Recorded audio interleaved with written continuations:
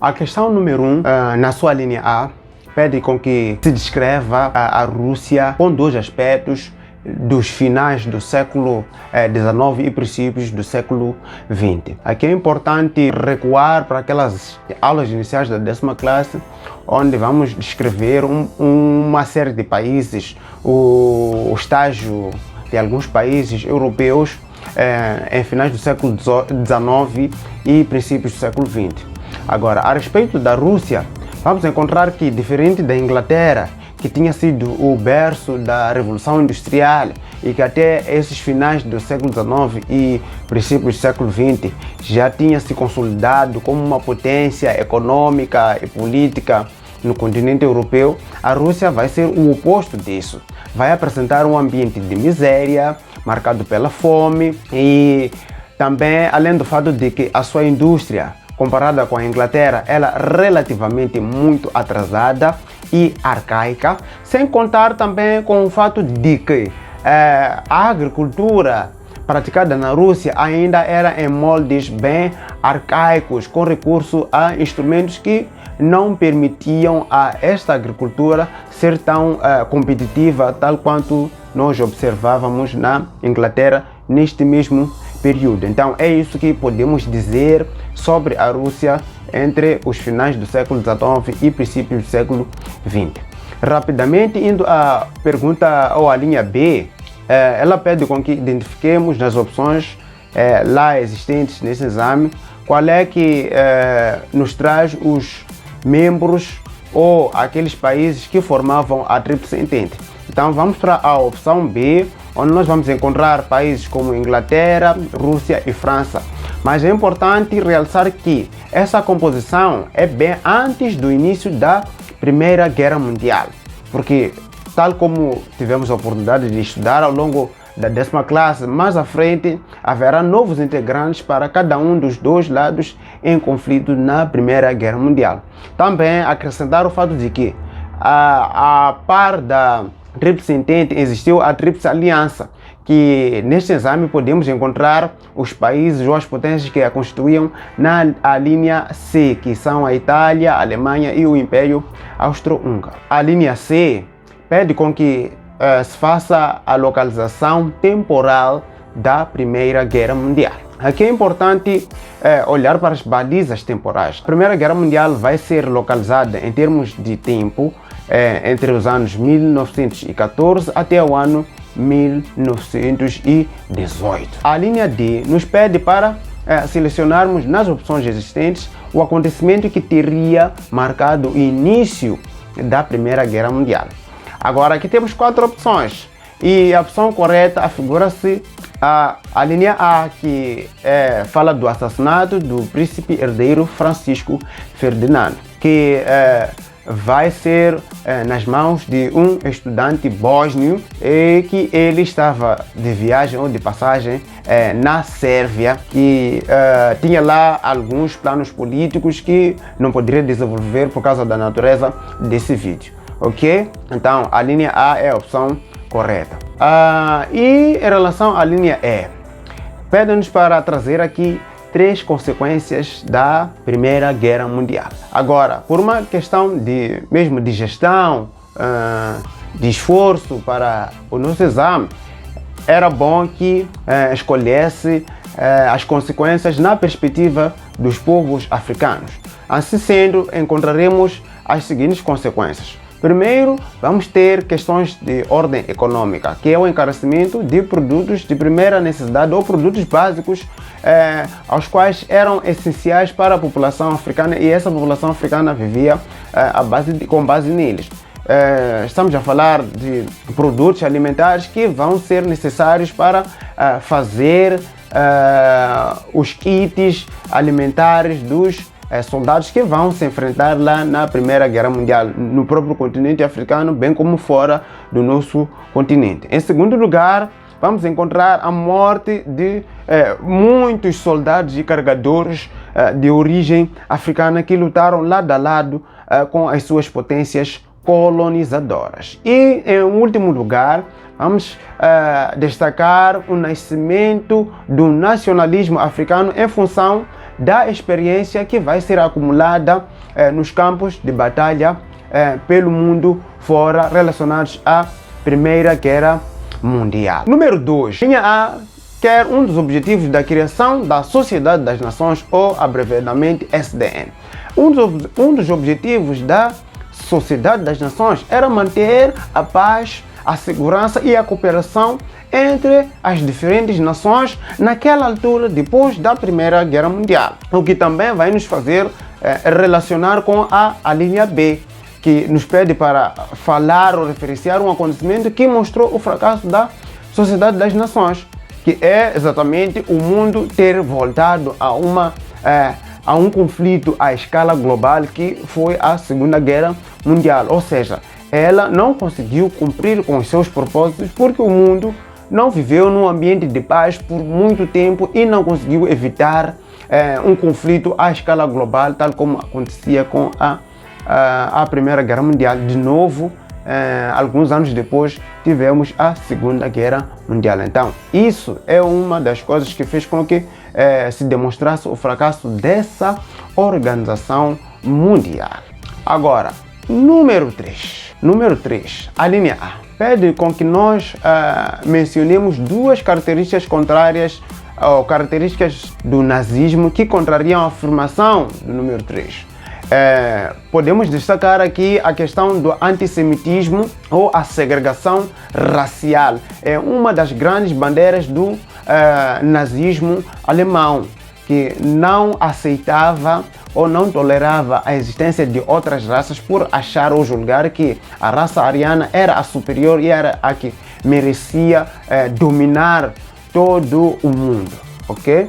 A linha B procura saber quem foi o líder ou expoente máximo do nazismo. Então, o expoente máximo do nazismo foi o Adolf Hitler. A linha C procura saber em que país foi instalado esse regime. Como é óbvio, a Alemanha é a pátria de onde vai nascer o nazismo e vai tentar se expandir pela Europa, mas sem sucesso, como nós depois verificamos ao longo da Segunda Guerra Mundial. Número 4, é uma pergunta, uma dúvida que um amigo que acompanha a página do Facebook acabou entrando em contato comigo para que eu lhe desse um esclarecimento. É sobre a Segunda Guerra Mundial e, consequentemente, as Nações Unidas ou a Organização das Nações Unidas, ok? A linha A procura saber quando é que a Segunda Guerra Mundial iniciou. Então, a Segunda Guerra Mundial iniciou exatamente a 1 de setembro de 1939, quando a Alemanha vai invadir a Polônia e as restantes potências, ou seja, já que agora a Segunda Guerra Mundial envolvia o confronto entre o eixo formado pela Itália, pelo Japão e pela Alemanha, confrontava-se com os aliados formados pela Inglaterra, pela França e pela URSS, que também mais à frente vão contar com novos integrantes à medida que o conflito ia se desenvolvendo, ok? A linha B, mencione 2 meios que esta organização utiliza para garantir a paz no mundo. As Nações Unidas, ou a Organização das Nações Unidas, para garantir o propósito de manter a paz entre as nações, vai utilizar o Conselho de Segurança, que é um dos principais órgãos responsáveis por manter a paz e a segurança de todas as nações ou dos Estados-membros da Organização das Nações Unidas. Mas também temos o Tribunal Internacional de Justiça, que é lá onde qualquer uma das nações signatárias das Nações Unidas pode ir reclamar algo ou algum direito ou alguma coisa que esteja a ser agredida por uma outra nação ou Estado. E, por fim, no número 4, vamos encontrar a linha C, que pede para que se descreva com 2 aspectos a participação da ONU no território moçambicano. É só recuarmos um pouco na história para chegarmos ao Acordo Geral de Paz. Uma vez cessado o conflito de 16 anos aqui em Moçambique, as Nações Unidas ratificaram uma resolução assim que autorizava integrantes ou uma equipa da ONU para vir supervisionar o processo de paz em Moçambique e também, como segundo aspecto, a questão de ajudar o país a organizar as primeiras eleições livres e democráticas do nosso país, como forma de consolidar o acordo de paz que tinha sido anteriormente assinado entre o governo de Moçambique, da Frelimo, e as tropas da Renamo, ok? E esta organização teve a denominação de ONU-MOS. Vamos para o número 5.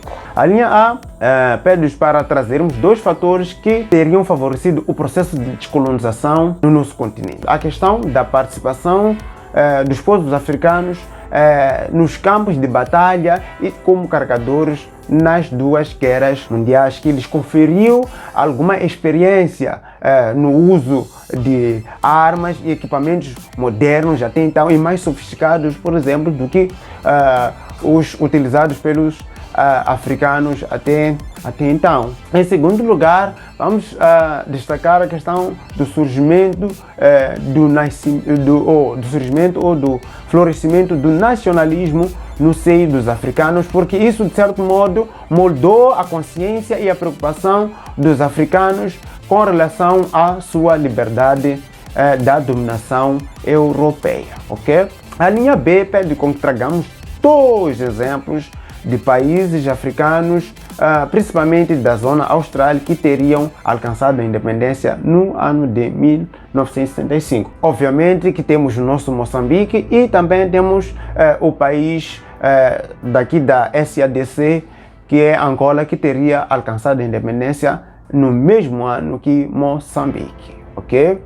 E por fim, a linha C pede com que mencionemos uma forma usada pelos africanos para solucionar as dificuldades enfrentadas nos primeiros anos de independência. É óbvio que depois das independências houveram enormes desafios para os povos africanos.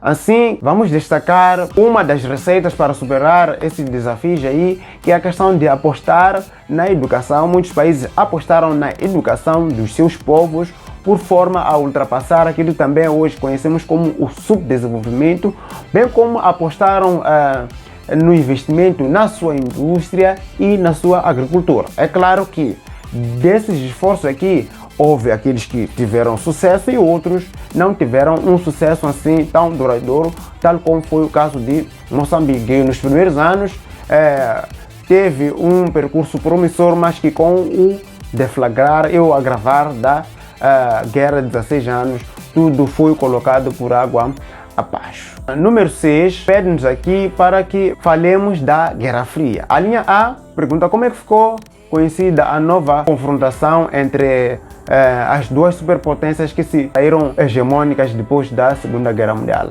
Este conflito ou essa confrontação vai ser conhecida como sendo a própria Guerra Fria. Então, as duas superpotências aqui que nos pedem para mencionar na linha B são os Estados Unidos e a União Soviética. No número 7, a linha A traz uma série de alternativas aí, que é para nós escolhermos a linha que melhor satisfaz a expressão sublinhada, sistema do apartheid. Então, a linha A é que melhor satisfaz a expressão sublinhada, porque esse sistema do apartheid, este regime que vigorou na vizinha África do Sul, tinha como premissa básica a divisão da população com base na cor de pele. Ou seja, existia bairros só para brancos ou população europeia e existia bairros só para os negros, a população indígena ou a população local. Agora, a linha B pede-nos para nós identificarmos o acordo que simboliza a boa vizinhança entre Moçambique e a África do Sul. E a opção que melhor descreve isso é a opção B, que são os acordos de Ncomate que vão ser assinados entre o então presidente de Moçambique, Samora Moisés Machel, e a parte sul-africana representada pelo senhor Peter Botha. E assim finalizamos essa nossa resolução do exame de história do ano 2019. Espero que curta e partilhe este vídeo com os teus amigos para aqueles que estão no processo de preparação dos exames da 10ª classe.